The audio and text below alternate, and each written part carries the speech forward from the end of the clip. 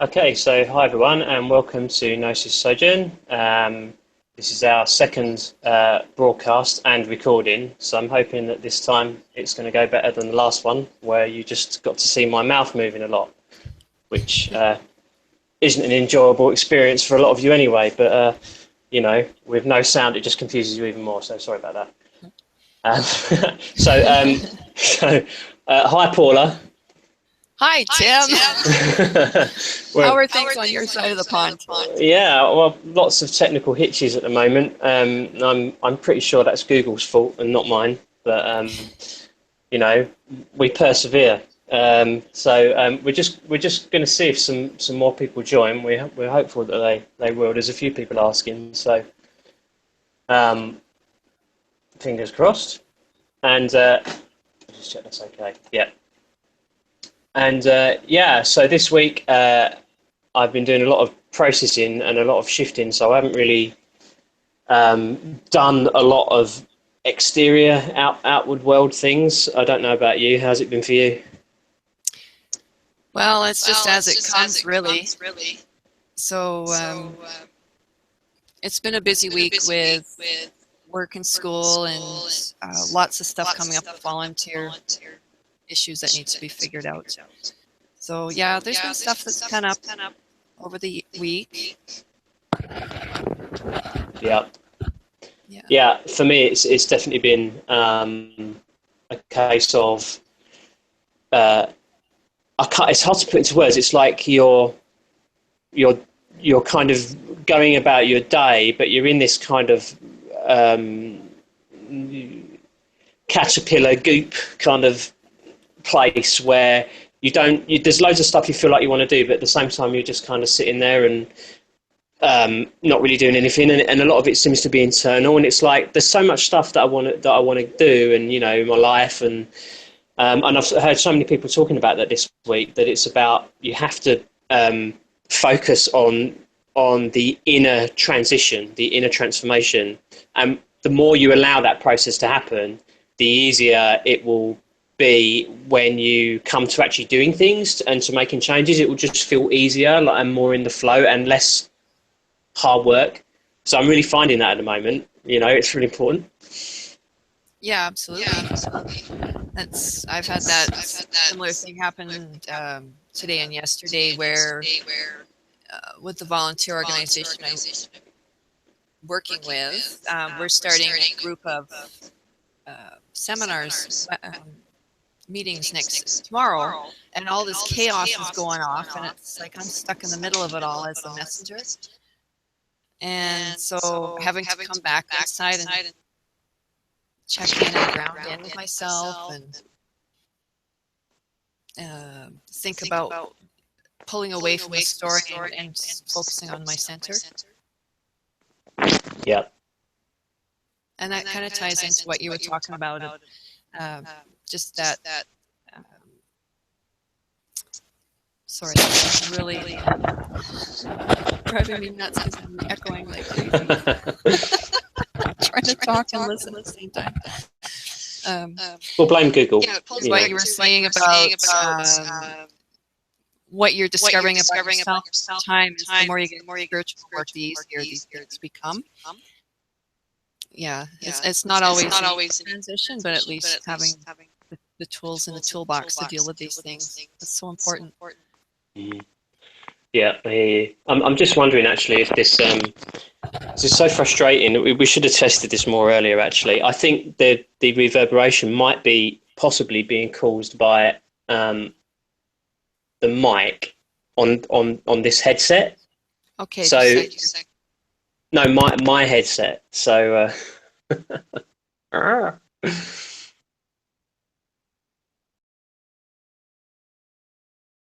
yeah, I can't hear you at all. Okay.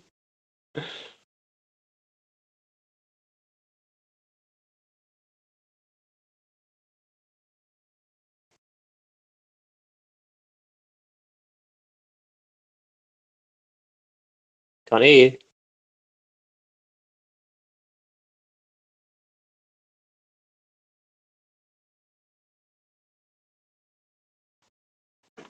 Something's happened with your mic.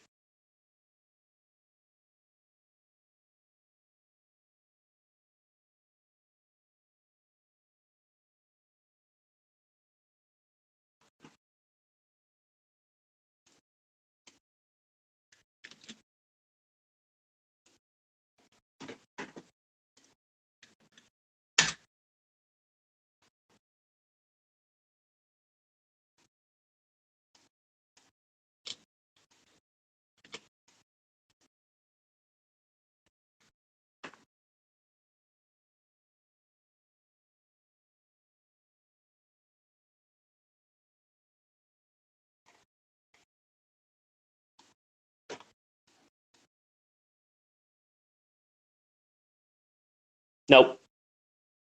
I can see you, but I can't hear you at all. Something's happened with your mic.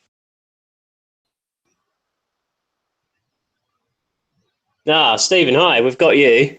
Yeah. Hello, mate.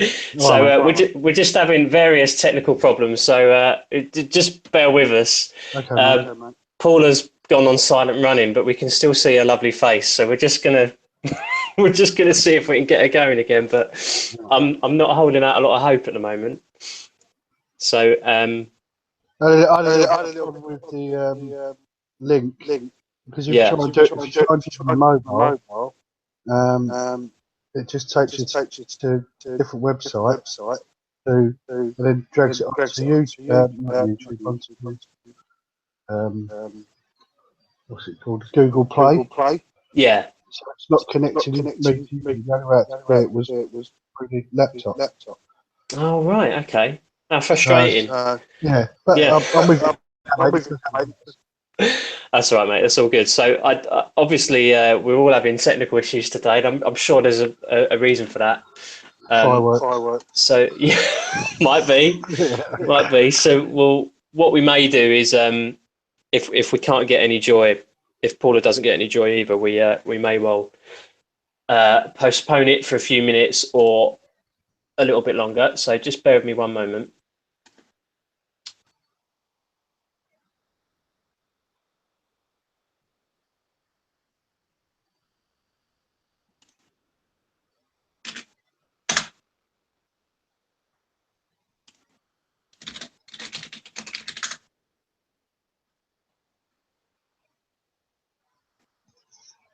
Paula, if you can still hear me, I was just going to say, you're on your laptop, right? Thumbs up if you're on your laptop.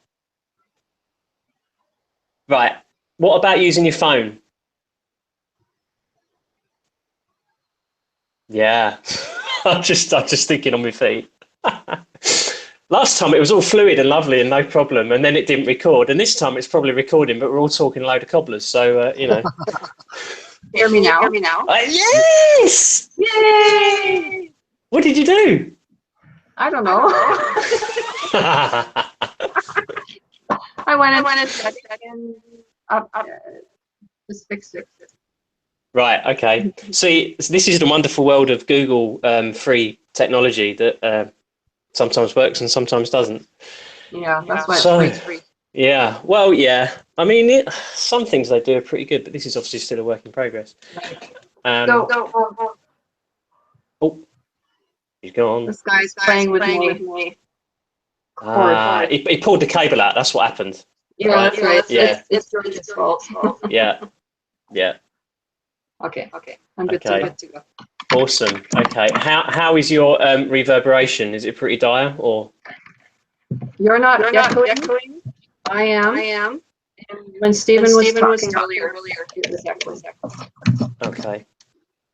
Okay. So that's something we'll need to try and deal with separately. I don't know whether it's my end or your end or what, but we'll have to try and figure that one out. Okay. I think M is trying to join as well, but she's been having some problems too, like similar to you, Stephen, with Hangouts. So you can't send her a message to take her on the laptop. Yeah, I'll send her that actually. It's probably a good idea.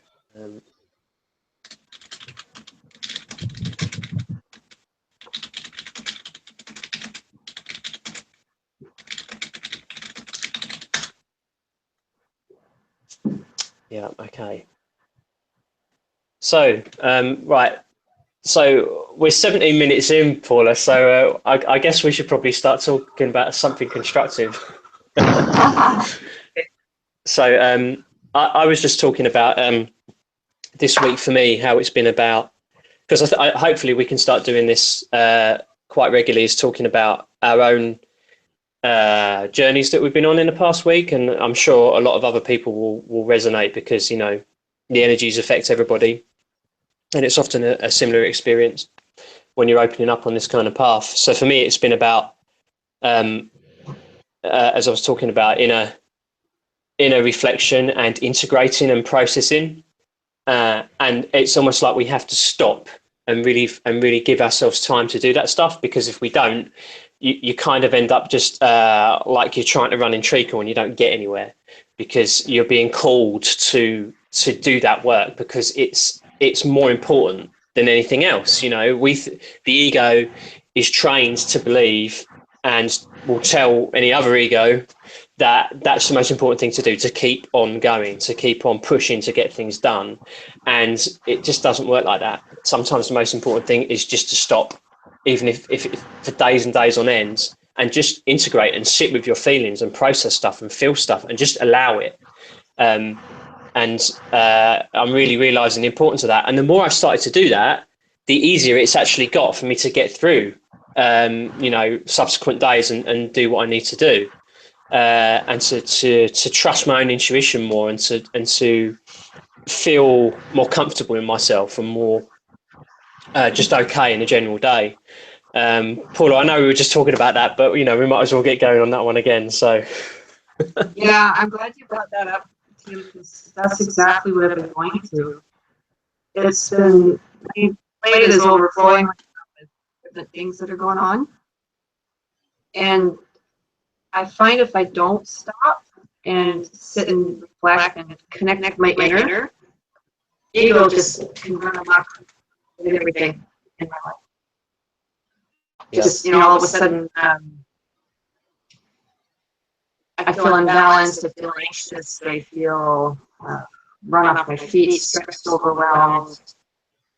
You know, that's just like creating that space that allows that Mack truck to plow through me, and it just causes chaos and all these feelings. So yeah, it's so important to just sit and be still and just to reflect on what's going on. And I find it helpful just to close my eyes and first become aware of my body. What's my body doing, right? So I did this morning, actually, and I sat, and I could feel my body was pulsating, because there's all this stuff going on right now. You know, beside this, there's other stuff going on in my life that's just, ooh. And to actually sit with it and just breathe and pay attention and recognize that a story is just a story, and the story has the meaning that I give it. So what meaning do I want to give this story? Do I want to stress myself out further? Or do I want to just realize the truth behind the story, which is that it's not real. In essence, it's like, because it only has the meaning I give it. So just letting go of the stories and finding that stillness within. And when I do that, I'm so much calmer. And I had to do that, to be honest, before I jumped on here today, because I had phone calls this morning, and just, yeah, like I said before, there's this drama triangle stuff that I'm all of a sudden stuck in the middle of, and it's causing a lot of lack of balance. So yeah, so I feel more balanced now. But it took that sitting and being still and quiet to process it and just breathe, because we forget to breathe when we're stressed. You know, when we're busy, we forget to breathe. We forget to look after our bodies and our what's going on the inside.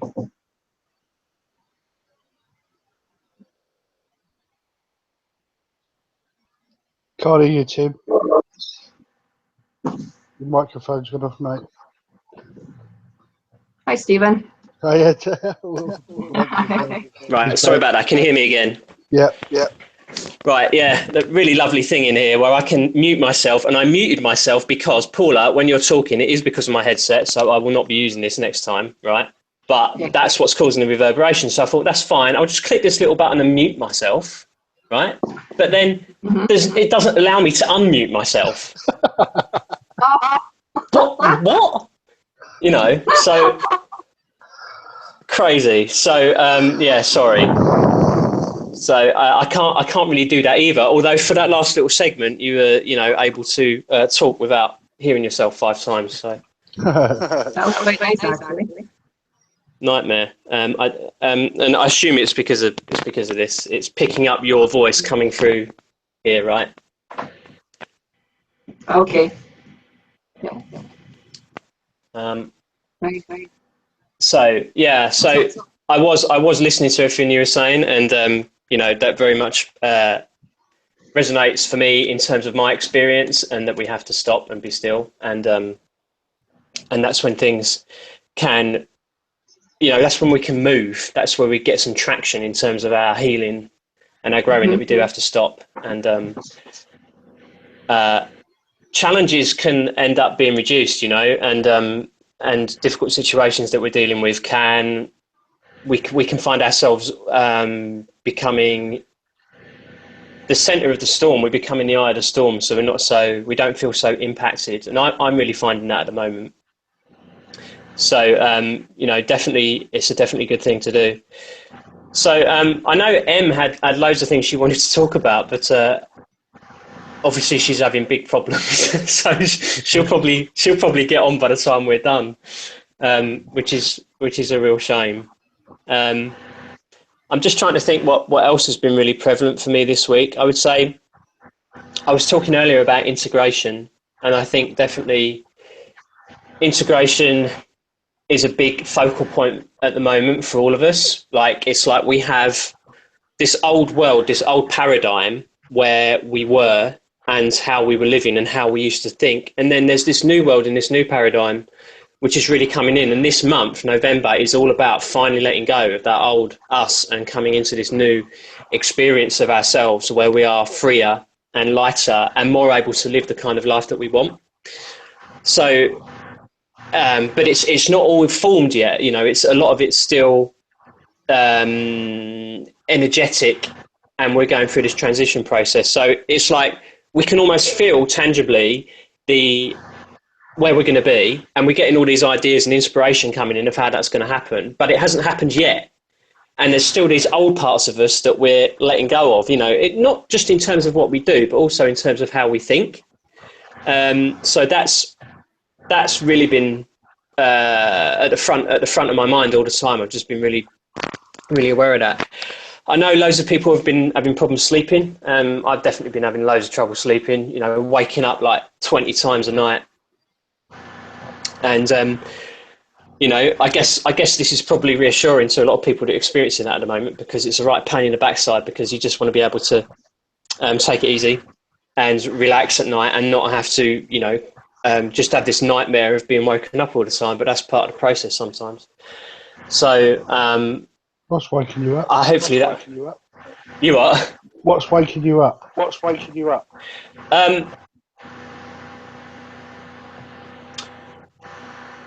I'm not entirely sure. So if we're talking about, sorry, Stephen, I probably should have alluded a bit more to what's going on in the background. So we have our outer world experience and situations and things to deal with and people to deal with. And then we have the more subtle energies that we have to deal with, like the moon and the movement of planets and solar flare activity and all these kind of things. Now, for someone that's not heard of these, whoever, if anybody's watching this who hasn't heard of that kind of stuff really before, that can seem quite sort of pie in the sky, and it's like, well, hold on a minute, I don't really believe in that. I'm more interested in what's going on in my day-to-day life in this body, things I can see and do, and situations that are going on. But what I'm saying here is, for me, it's much more about the energies that affect us all the time. And what people will often do is they'll focus on one particular energy or situation and say, right, this is why I'm feeling the way I am. This is why this is going on for me. And what I'm starting to understand is there's loads of different things that influence how we feel and have an impact on our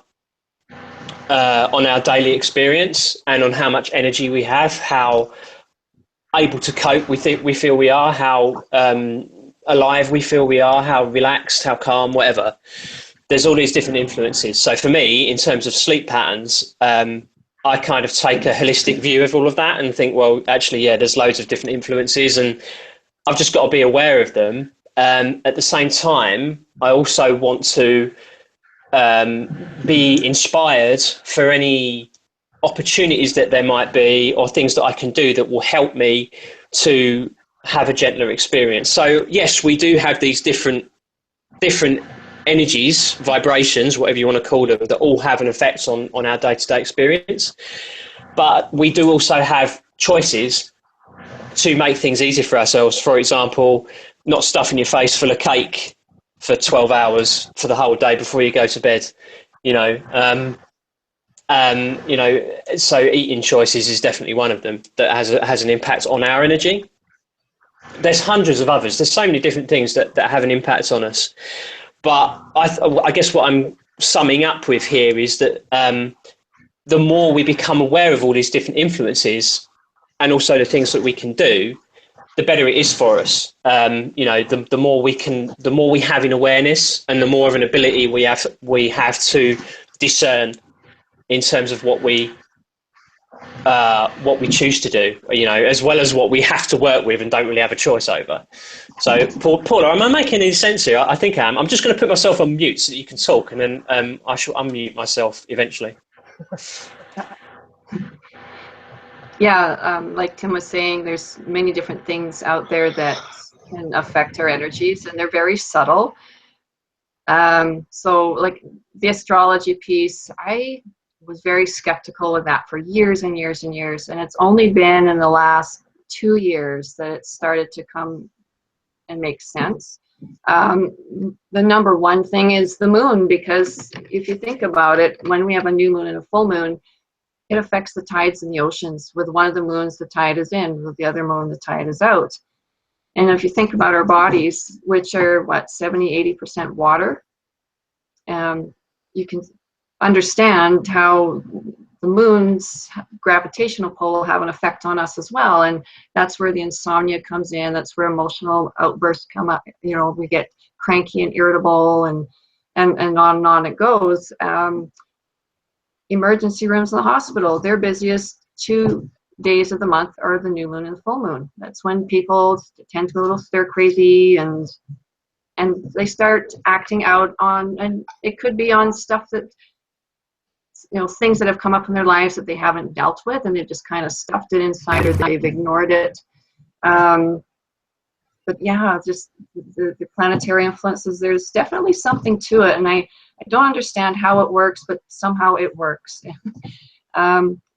Same thing with foods. If you ever notice, if we eat the wrong foods, we just feel awful, like bloated, and just feel yucky, and my energy plummets. And whereas if I'm eating healthy, then I feel alive, I feel vibrant. So food, what we ingest in our body will influence our energies. Same with our environment. Are we stuck in the middle of a congested city, or are we out in the countryside? There's going to be a huge energy difference there. Being in nature itself is very healing. Just taking a walk by a creek or some running water in nature is so replenishing. So yeah, I would say, and even smells can affect us too on a very subtle level. So like aromatherapy and incense, and just all the senses are affected by our environment. And that pulls back to if we're being influenced by all these energies. Now think about our thoughts. Our thoughts are the same thing. They can feel positive or they can feel negative. Again, that's going to affect our inside worlds as well. Our thoughts will affect our experience in this world. So if I choose to think that, today's going to be a crappy day and and I've got my back up because I'm so conditioned to being criticized that I'm just waiting to pick out the next criticism that comes my way. So if I go walking around every day thinking like that, then that's the experience I'm going to have. I've already programmed my mind to look for that. You know, so that's in contrast. If I wake up and say today's going to be a great day, I don't know what's coming, but I just have this mindset that today's going to be a great day. I find that when I go about my day, things look lighter and brighter, and I feel better inside. So there's, like you say, there's many things that'll affect the way we feel, the way we think, the way we act. It's all dependent on our environment. Yeah. And walking the spiritual path, for me, my experience has been the more that I focus on right, it's called, well, in Buddhism, it's called the Eightfold Noble Path. So right view, right intention, right thought. What is the way that I want to think, the way I want to view the world, the way I want to act, the way I want to show up as who I am? If I put a positive spin on that, then that's going to manifest, like the law of attraction. It's manifesting that positive energy to come my way. And that certainly has been my experience in the last 4 or 5 years. So basically, I've made that shift. There's no preconception, is there? Preconception of what, Stephen?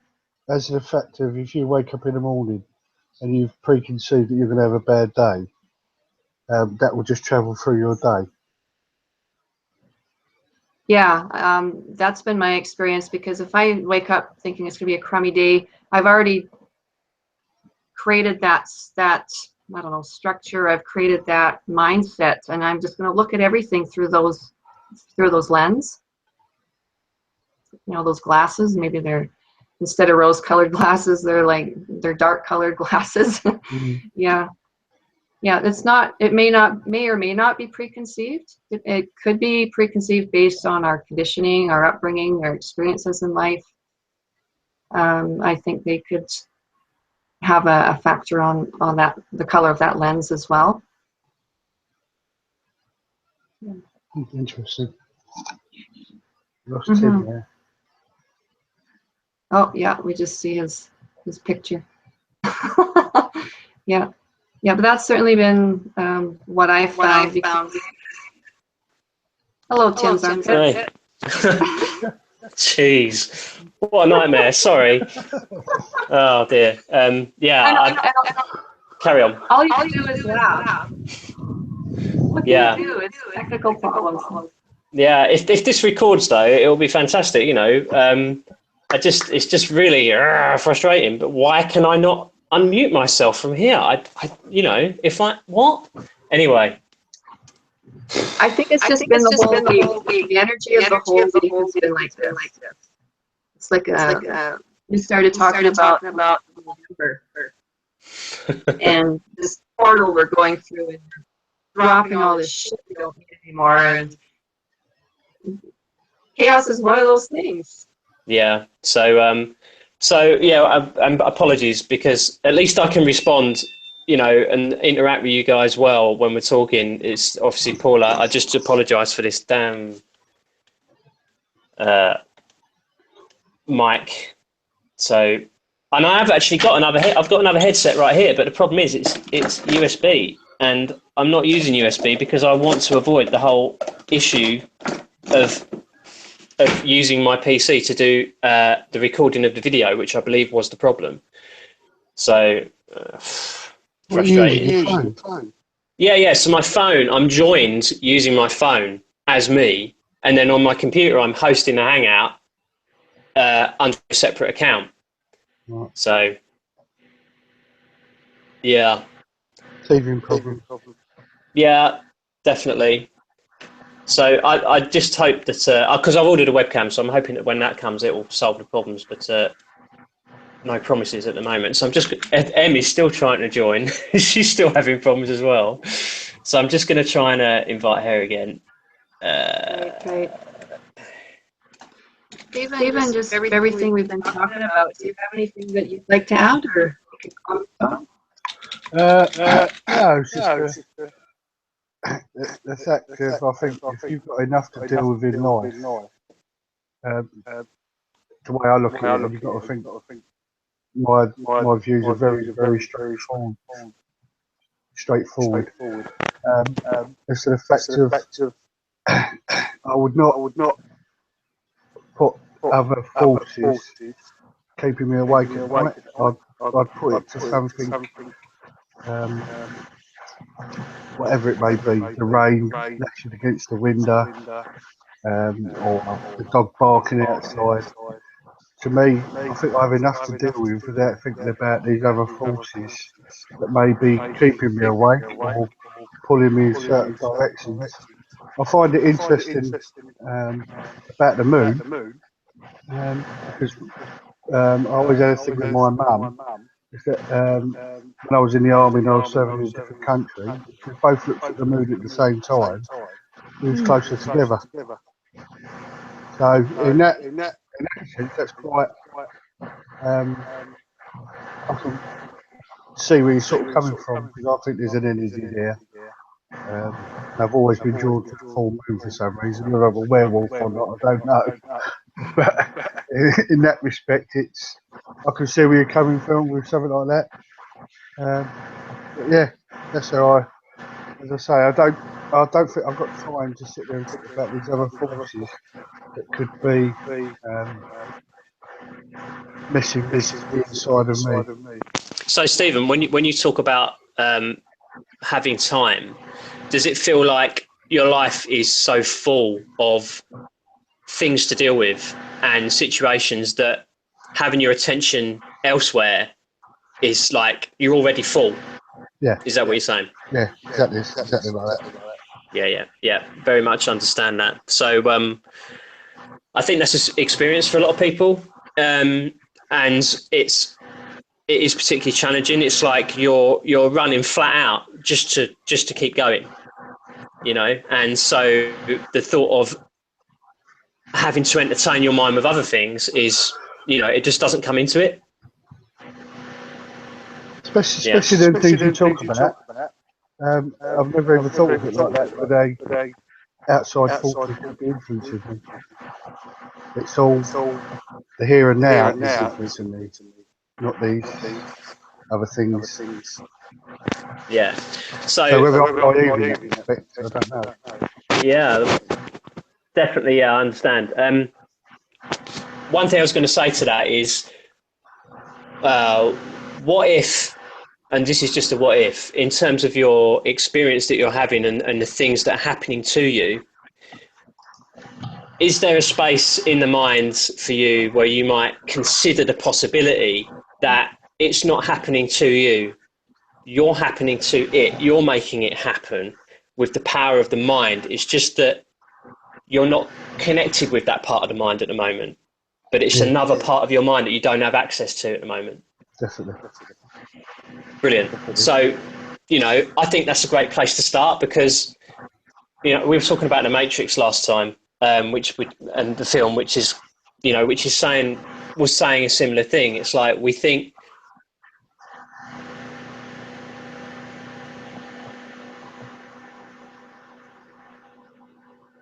Still there, Tim?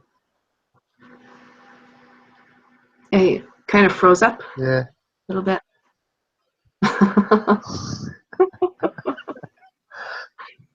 Oh boy.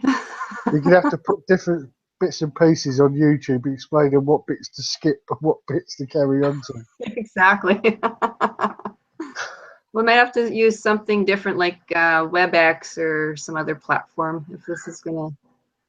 Anyway, it is what it is. Yeah.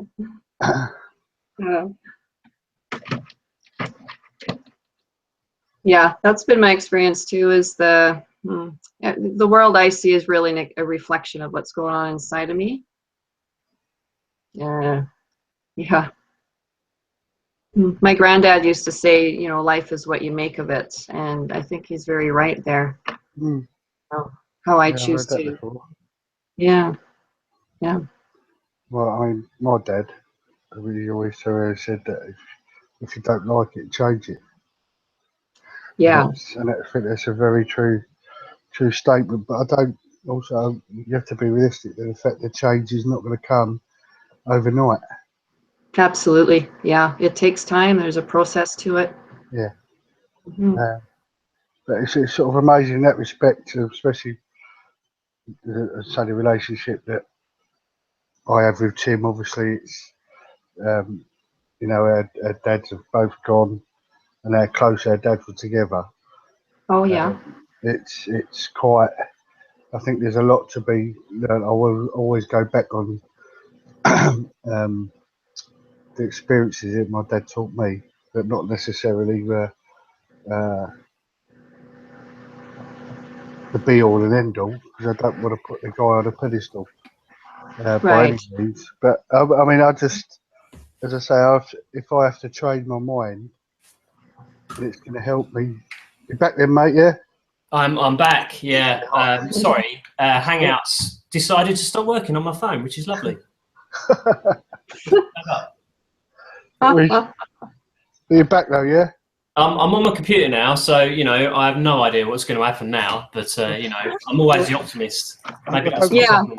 I don't think Paula's reverberated anymore. No, she's not, and that was because of my headset. So apologies. Yeah, it's kind of difficult to hear someone talking when it's, when I was over, it was over. You're stuck in a cave.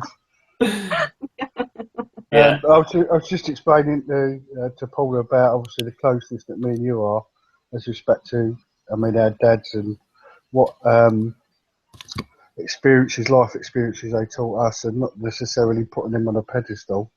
It was the fact that obviously there's certain things that they said to us that we both have adhered to in some respects, and that's why I think. But if I like the way that you, Terry, said to me, well, just possibly there's a part of my brain which I can flip over and think of something differently instead of being this pre-programmed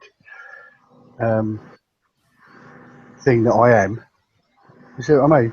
Mm-hmm. That's yes, quite I do. that's quite interesting for me. So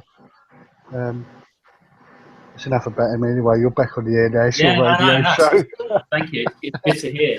You're talking about that. I mean, that's definitely something that has come into my understanding over the years. That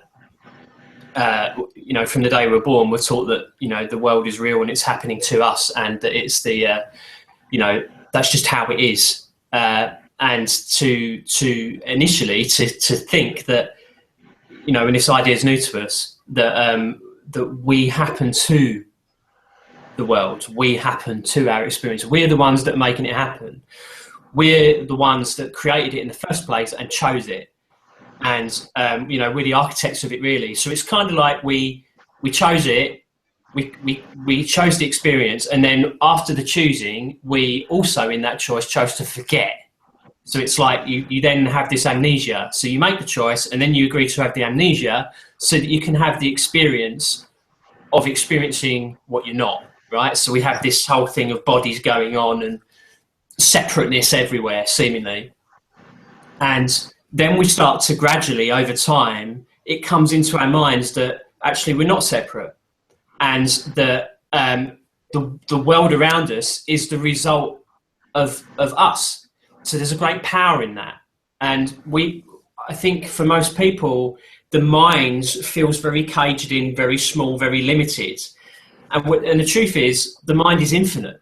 And the only thing that's stopping us seeing that is all these barriers that are there. And one of those barriers is to that initial idea that, so this isn't happening to me, I'm happening to it, I'm making it happen.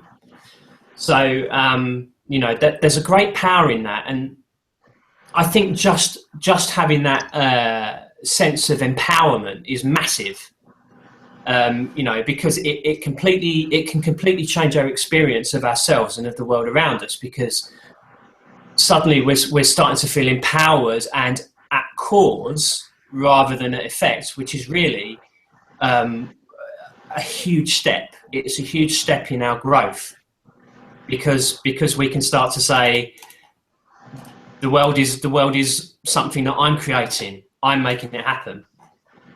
So yeah, I would, for anybody that's watching this, if they do get a chance to watch it, have a think about that one. Think about what kind of shift that would be in the mind, in terms of being able to become the cause in the mind. So you're shifting to a position where you are at cause rather than being in the effect, because virtually everybody out there, not everybody, but the majority of people are in the effect, and they don't realize that they're in the effect of their own minds.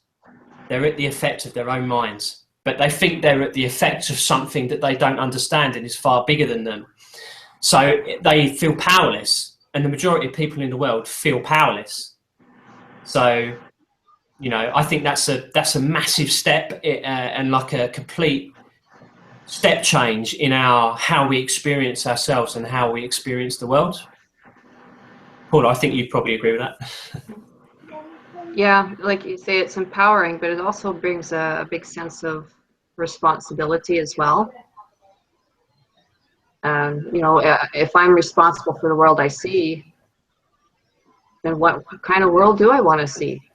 What influences do I want to have on that? Mm-hmm. Yeah, definitely. So that's definitely a huge one. And I would say it's one of those things, I think like most things that come into the mind in terms of awareness, they come in gradually. It doesn't all happen at once. We get a sniff of something, and then again a bit more, and then again a bit more. And every time the idea is reinforced, and the more it gets reinforced in the mind, the more we start to experience it in terms of our daily lives. Em, is that you? Are you on? Sorry, it's me. Wow, brilliant. So you made it. Sorry. So you gave up with your laptop, did you? No, it's different. It must be a different person. It's Anna from last week. Oh, sorry. Apologies. Sorry, we just had so many technical issues today. So, All right. Did you struggle to get on, or have you been okay? No, I've just realised now, and I know I've only just got on, but no. Right. Okay. Well, you're probably at the stage where everything's kind of working relatively smoothly, but we've had quite a nightmare. So, all right. So we're just talking as things come up, but if this does get recorded today, I'm sure you'll be laughing at it, because a lot of it's just been a bit of a nightmare in terms of technical issues. There's probably a big solar flare right now, so I'm sure that's what it is. Actually, there was some other stuff I wanted to talk about today. I know it's just moving away from what we have been talking about so far, just on a practical level and a worldly level, that I think is important to talk about, and something that for me, in terms of my perceptions of this world and what is going on, just important to talk about. And that is to do with the world that we're presented by media and by society in general, that things are a certain way and things are a certain way for a certain reason, like in terms of how the health system is, and, why treatments are the way that they are and drugs are the way that they are, and how things are supplied in that way. And also things like the energy industry, whether that's, we're talking about different types of fuels, fossil fuels, and how that's the main source of energy around the world. And we're still in that phase. I'm not just talking about that. I'm just talking about many different areas. Health is another one. Finance is another one. There's loads of different ones. And the point I'm making is that the world that we are being shown is not really how it is. And that we are, as a race, as a people, being held back massively to just unbelievable levels, because there is, the majority of people on this planet have a perception that if you want to get by and you want to be okay in this world, it's about service to self. You look after yourself and you look after your family. So if you look at the health industry as one example, there are endless drugs available on the market, and there are endless treatments that are provided in conjunction with these drugs. And they make the health industry at large billions upon billions upon billions every year around the world. And it is so huge, and the people at the top of that pyramid in terms of that industry are making so much money that they don't want that to stop. Okay, you remember that most companies out there, you know, once you get over a certain size, and they start making a certain amount of money, they have shareholders, and shareholders are only interested in doing one thing, and that's making more money. So the shareholders only want that company to be making more money. So it doesn't matter what industry it is. It could be any industry, whether that's health, whether that's fuel, whatever it is, finance, whatever it is. The main requirement is making money. And there's plenty of CEOs out there in different companies around the world that will tell you that as long as they have got a healthy profit margin, that's the most important thing. If a side effect of that happens to be that people are happy out of it or healthier out of it, then great. But if nearly all cases, that is not the main drive. The main drive is money. You know, in the Western world, especially so. So, go on. It's greed, mate, isn't it? What's that? Totally greed. It's all greed. Yes, it is. It's absolutely, you know, it's power corrupts, you know, and when we get a sniff of power and the ego gets a sniff of becoming something and, you know, having money and having power and having importance, it just grows and grows and grows. And, you know, and so you come to the point where the corruption, not just within the individual, but within, you know, the higher echelons of business, it's a collective thing, and everybody's feeding everybody else. And, you know, and it's like, yes, I'm successful, and yes, I'm making a difference, and, you know, this is how the world is. It absolutely is greed. And if we are able to stand up in ourselves, in our own thinking, and say, you know, I can see all of this stuff, I know that it's not right, and I can make a choice personally within my own life to start to change that. So what does that look like? So I would say the first thing is the idea that it starts to become about service to others in terms of service to self. So we're programmed with service to self. You know, it's about survival, and it's about, this is how we get by in the world, and we only have just about enough money to get by. How can I possibly make it about service to others, you know? But it doesn't take a lot. It can be little things, you know, like how we interact with people on a daily basis, how we treat them, whether we choose to recycle or not. Might seem small, you know, but it makes a difference. There are being a part of something in the community that is helpful to groups of people. There are so many different ways that we can start to become more about service to others and less about service to self. And I'm not saying it's easy. I'm not saying it's easy, because the world is geared that way. You know, the majority of people out there, especially those that have got money, most of them, they are geared towards service to self. And that is what is keeping this planet enslaved right now, in terms of scarcity, in terms of the few having the trillions and the majority having peanuts, right? That whole mindset is what is fueling it. And I wanted to bring that up because for me, it's something that's in the mind that doesn't go away. It keeps coming back again and again. You know, every time I turn on the TV, which isn't a lot these days, but every time I do, you know, or put the radio on or whatever, I'm just hearing this stuff and I can see through it, you know, even adverts, I'm seeing through it straight away. And yeah, I guess I'm just putting it out there and saying, we can all do our bit to make a difference. And the more we align with that way of thinking, the less we're going to listen to those people that are totally in service to self and are totally about greed.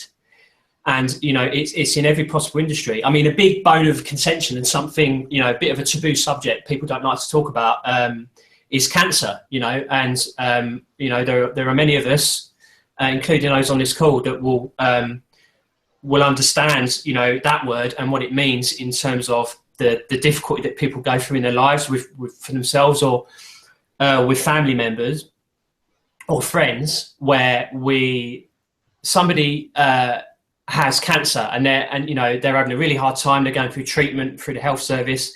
You know, there are low percentages in terms of survival rate for a lot of types of cancer, you know, or so we're told. So this is a huge one, and it's really traumatic and it's really difficult for people to deal with. But what if I came along and said, actually, there's numerous cures for cancer, and they're out there and they're available. We're just not told about it. And the reason we're not told about it is because, one, there's no money in it. And two, if this started getting out, information started getting out to the masses, billions will get wiped off of stocks overnight, right? Shares overnight. This is why it isn't happening. You know, the people at the top are all in each other's pockets, whether that's media, you know, whatever industry you're talking about. All these people at the top of the pyramid, at the top of the tree, who've got all the money, they are only invested in one thing. A great example for this would be research. So you have various different organisations out there who say they are dedicated to research for cancer, as an example, right? These people that are at the top of these organisations, when they do the research, they get funding. And when they get funding, usually the funding will come from one way or another through a drug company or something associated with a drug company, right? And anyone who's been to university, who's done any research into this, will tell you that when you're at university and you're studying and you're researching something, you are paid to only give results within a certain criteria. You cannot just have a blank check to say whatever you want. Right? This is how funding works, whether that's for a charitable organisation that's doing research, you know, or whether that's for somebody at university who's been given a grant to research a particular field of study. Yeah, you are only funded to give results within a certain range. That's just one example of what's going on this planet globally. Yeah, so these things are really important to, at least for me, and I think for a lot of people, to keep in mind whenever we interact with the world when it comes to anything that's, for example, to do with health, right? There are many different areas, but I'm just using health because that's a big one. People say to me, you know, there's so much great progress that's being done with cancer. And it's like, hold on a minute, more people are getting cancer than ever, period. On the planet, more people now get cancer than ever. And why is that? Well, one, health, you know, diet, what we eat. Most of the food that people eat nowadays is not food. It's not real food. It's processed stuff that is a product that looks and tastes like food, but it isn't food, right? That's one example. When we're eating this stuff and putting it in our body, I wonder why we might be getting cancer. You know, why so many people are getting cancer. That's one example. Number two would be all the electromagnetic soup that we are subjected to on a daily basis. Phone masts, electricity pylons and electricity wires, Wi-Fi signals, phone signals. There's a myriad of different energy sources that have an impact on the human body, right? But again, there's huge money invested in all of these things. So is suddenly a government going to come out and say, right, we're going to stop all of this and we're going to change all of this because we've done a load of research and we can see that it's really having an impact on people's lives and it's causing cancer and it's causing all these problems? Of course not. So we have this endless cycle, endless circle that's where everybody's feeding each other and it's all about money, and money becomes more important than life. And that's what's happening in the world at the moment. But there are people out there that are waking up to this and they're seeing through it. So I know I've ranted massively there, but I just wanted to get that out there because for me, I'm really passionate about it. And it's something that is really big, you know, and to having our awareness and to think about and to realise day by day that it's going on, you know, it's not easy. It's not easy to hold all of that in the mind. So I'll shut up for a moment now and just give myself a chance to, you know, calm down maybe a little bit. I'm just getting quite excited about it. So anybody wants to comment, please do. Yeah. You know, back in the mid-'70s, there was a movie called Network, and that's exactly what it was about. It was about this thought of America not being a country, it's a corporation. And now here we are 40 years later, and we're seeing other countries starting to adopt similar guidelines. So yeah, definitely that is a topic that, you know, we could go down the rabbit hole with, absolutely, because it branches off into different areas. And I know we've done this before, Tim. Yeah. Yeah, it is a huge one. It is a huge subject, but you know, I invite, you know, whenever possible for people to talk about this, because, you know, to gain awareness and to gain insight into what's really going on in the world.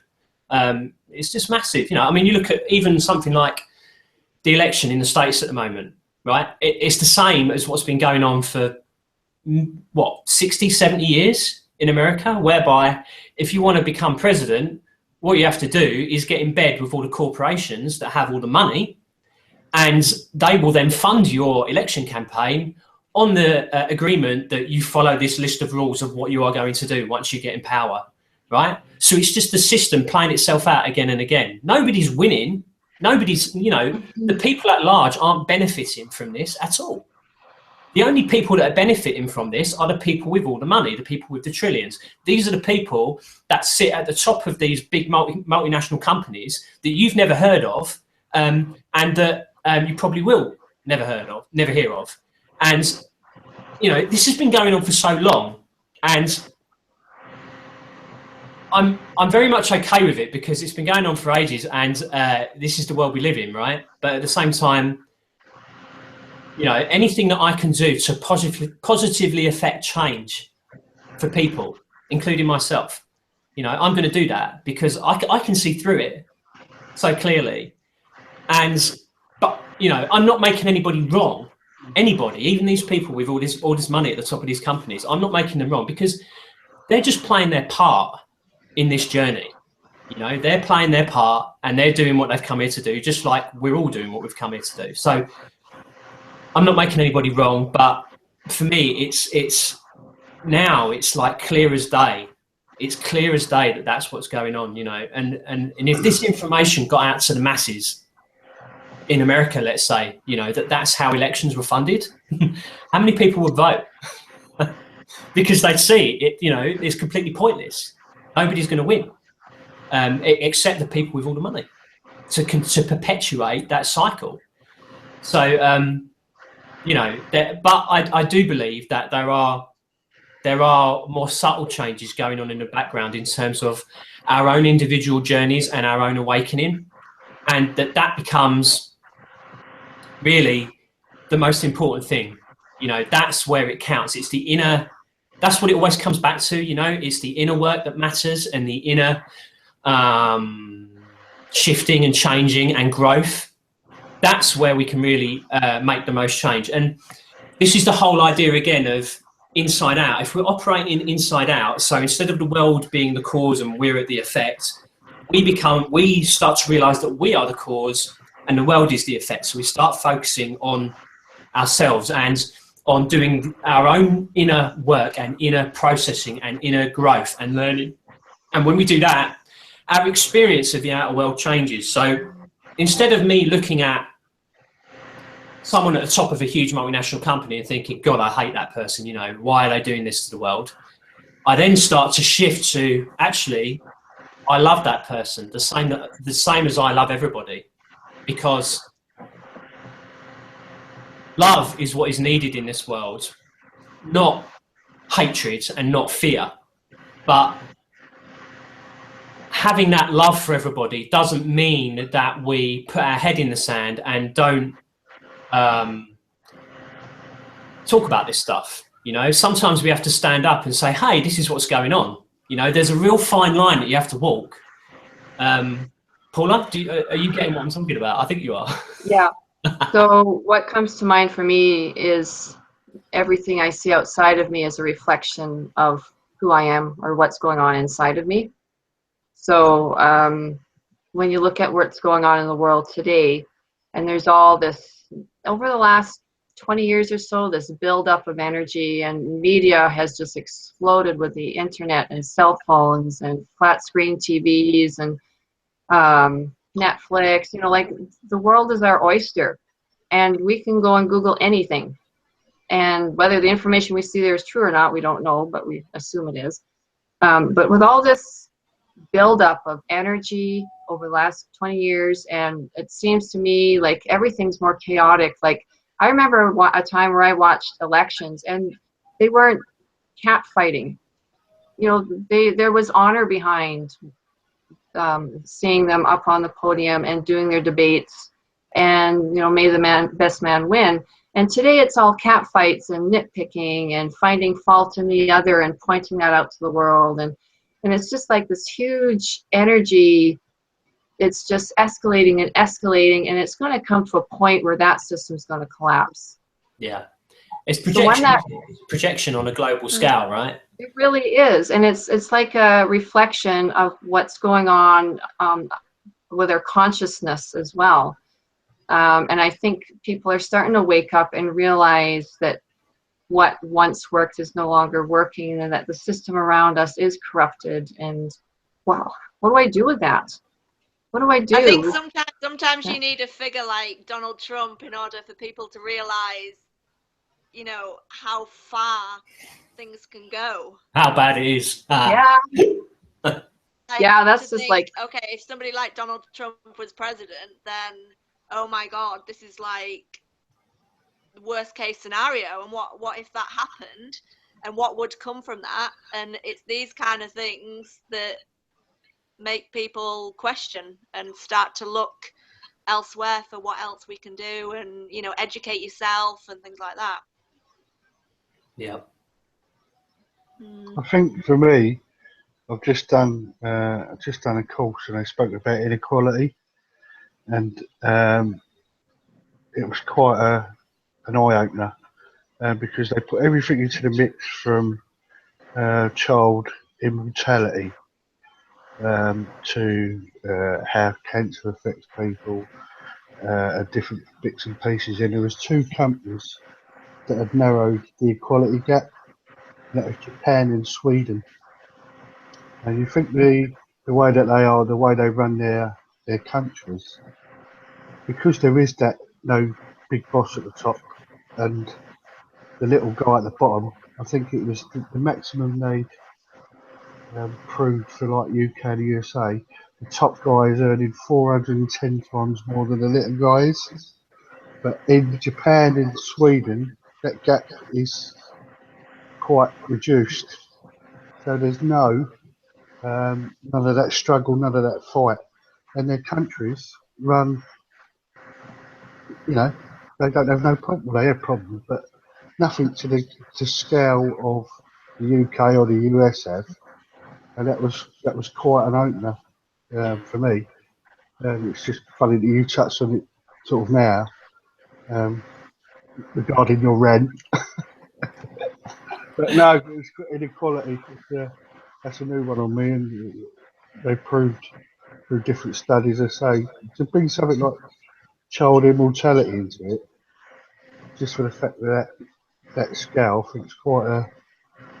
But obviously, the child immortality rate was higher in the UK and the US than it was in Japan or Sweden. I love that.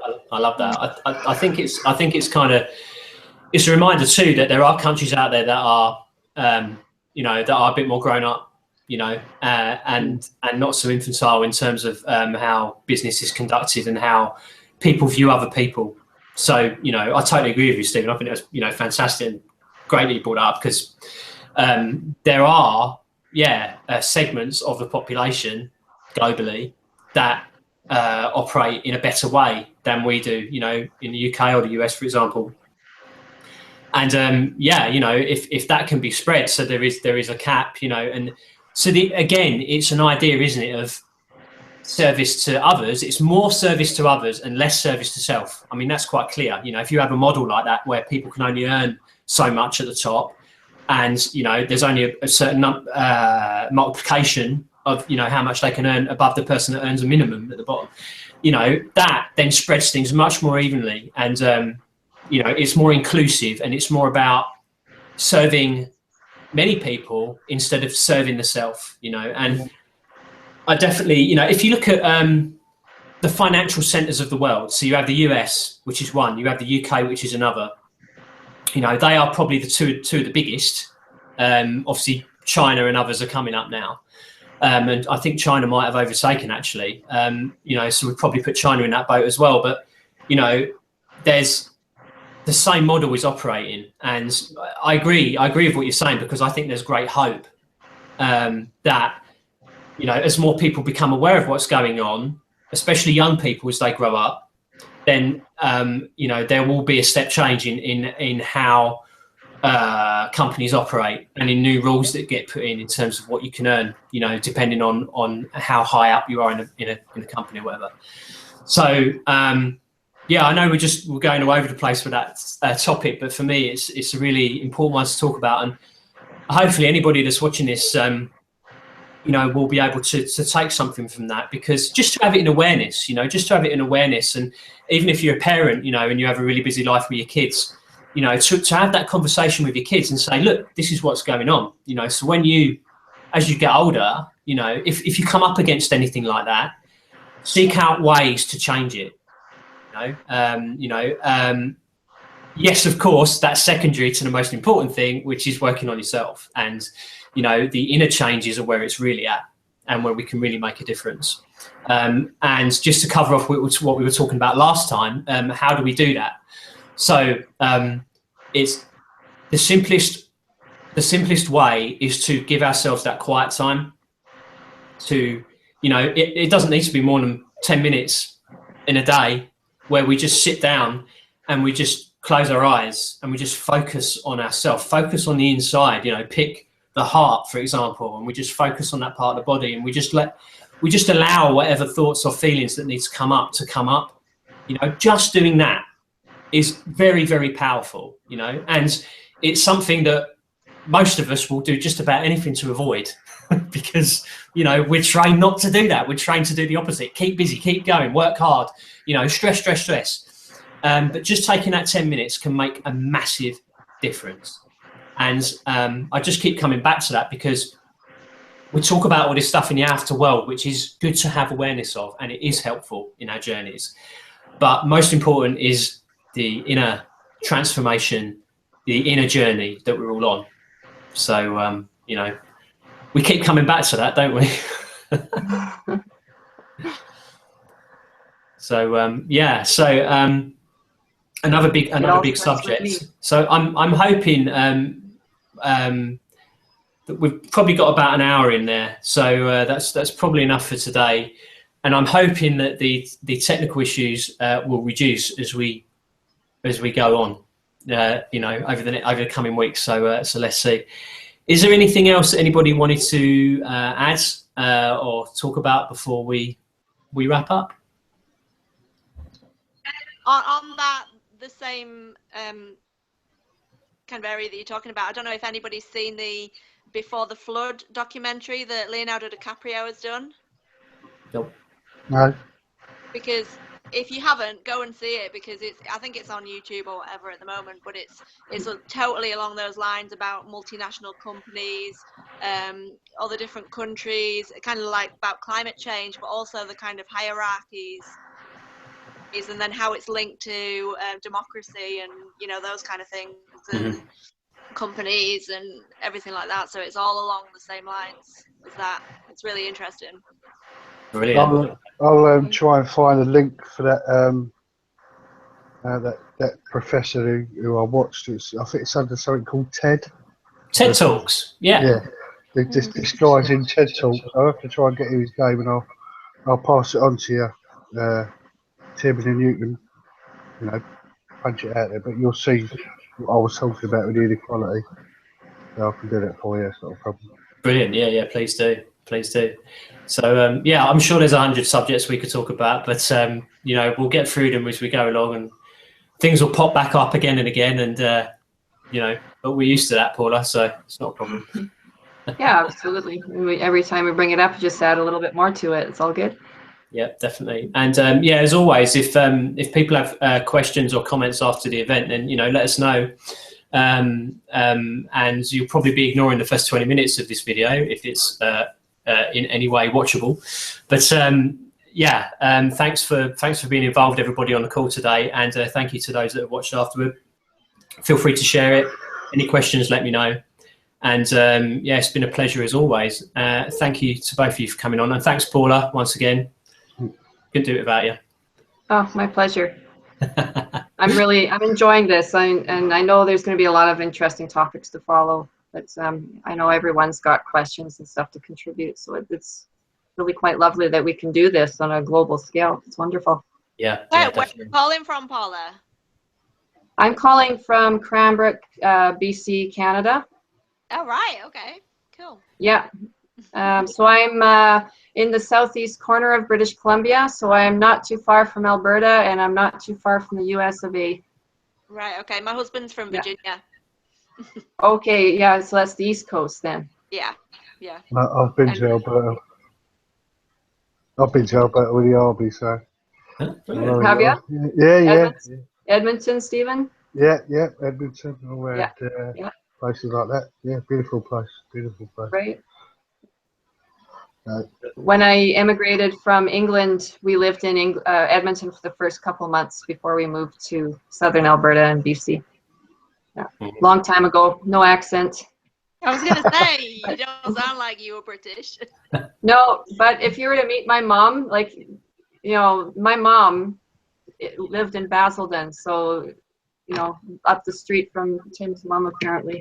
Yeah, seriously, you wouldn't believe it, but it's true. So I can have a much easier conversation with Paula's mum than I could ever have with Paula. So it's brilliant. So brilliant, Paula. So you're definitely on the map now. So that's all good. Yeah, for sure. Yeah. Just all right. Record, I'm from Nottinghamshire. Just for the record. Yeah, posher than Basildon for sure. Oh, anyone from Basildon watching? Sorry. So thanks everyone. It's been a real pleasure, and we'll see you again next Sunday, same time, and look forward to it. I'm sure you all will as well. Definitely. Okay. For sure. Yeah. Bye. Bye. Thanks, everybody. Bye. Bye.